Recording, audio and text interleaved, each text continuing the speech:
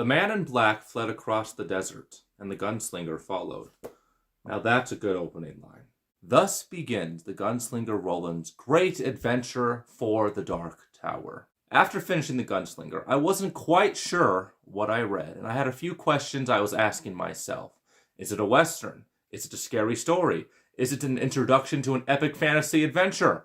And the answer is yeah, all those things. In terms of genre, The Gunslinger is a very hard book to put into a box.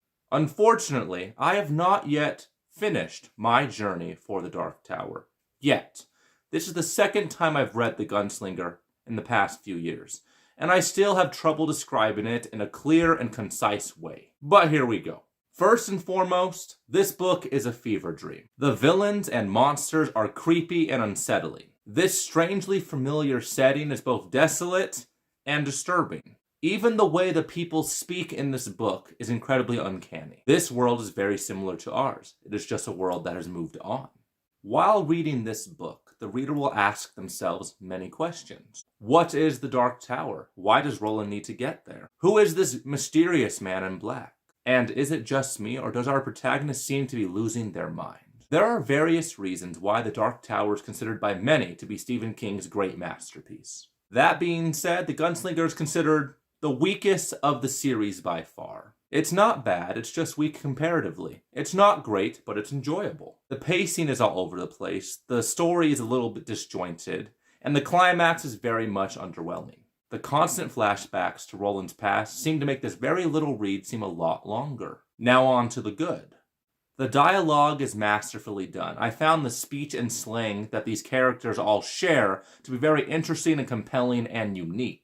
The various references to pop culture seemed very out of place, but helped add to that surreal feeling that this book has. The characters are very lifelike, even if these characters aren't likable. There's an interesting father-son-like dynamic that I found very compelling and very relatable. It's pretty impressive how Stephen King found a way to make this particular father-son-like dynamic both heartwarming and heartbreaking. If you know, you know. The falling action of this book had a lot of grand ideas. It was very thought-provoking, but at the same time it was very frustrating. Stephen King has a well-earned reputation of writing books with very lackluster endings, and this book is no exception.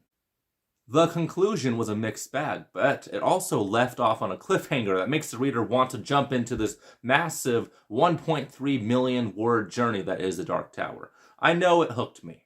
In conclusion, did I like The Gunslinger? Yes.